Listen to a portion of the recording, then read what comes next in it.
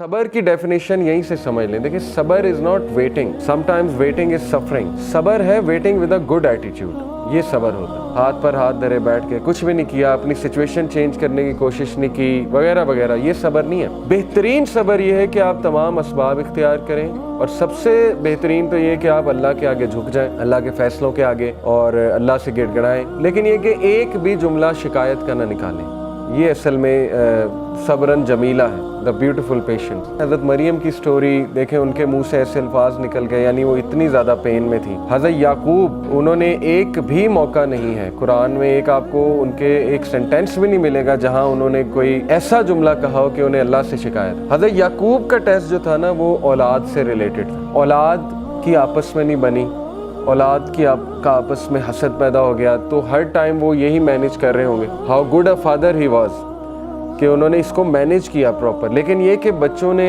जुल्म किया, उनके बच्चों ने, 11 जो बेटे थे। इसी तरह हज़रत यूसुफ का टेस्ट क्या था? हज़रत यूसुफ को टेस्ट किया भाइयों से, एक औरत से। हज़रत यूसुफ को कैद का टेस्ट भी था। तो हज़रत यूसुफ को भी तरह तरह अल्लाह ने टेस्ट किया। लेकिन again at the end of the day आप देखें कि आज उनका एक मकाम है। हज़रत नूह का बेटा हिदायत में नहीं था, काफरों में से था, पीछे रह जाने वालों में से था, डूब गया। अब हज़रत नूह को कितनी तकलीफ़ हुई होगी, लेकिन अल्लाह ने उनका भी टेस्ट किया। हज़रत लूत को टेस्ट किया बीवी से। हज़रत अयूब की मिसाल है, बीमारी से आजमाया, और वो कोई छोटी बीमारी नहीं थी, 15-20 साल की बीमारी थी। रवायात में आता है इतना अरसा वो बीमारी चली, हज़रत अयूब को सब छोड़ गए और उनकी बीवी उनके साथ थी। फिर अल्लाह कहता है कि हमने उसे सेहत दी और सब लौटाए, वापस भी लौटाए, सेहत भी दी और सब वापस भी लौटाए। इसी तरह हज़रत ज़करिया को देख लें। अल्लाह कहते हैं कि ज़करिया अकेले में रो उठा, मेरी बोन्स वीक हो चुकी हैं और मेरे बाल ग्रे हो चुके हैं, और मुझे डर है कि मेरा तो कोई वारिस ही नहीं होगा, और मेरी बीवी बांझ हो चुकी है, तो अल्लाह मुझे वारिस दे।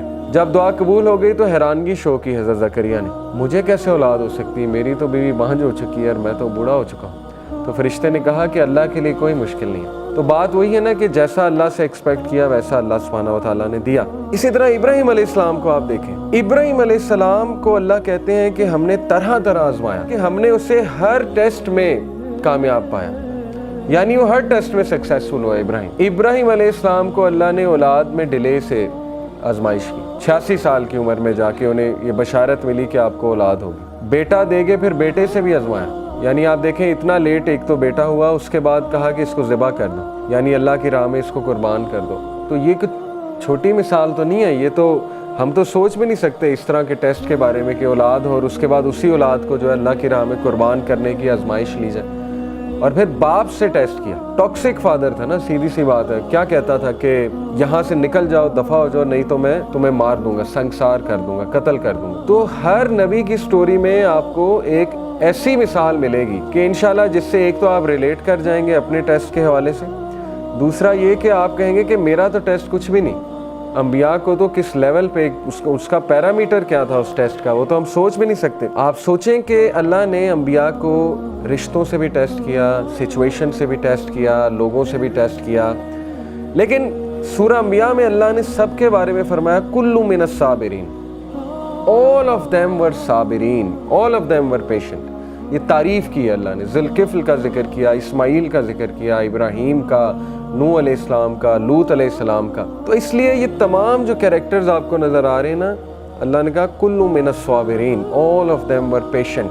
अल्लाह के नबी ने फरमाया कि जो कोई भी सब्र करेगा अल्लाह उसे सब्र दे देगा। सब्र करना पड़ता है, सब्र प्रैक्टिस करने से आता है, और सब्र से बेहतरीन चीज़ इंसान की ज़िंदगी में हो ही नहीं सकती।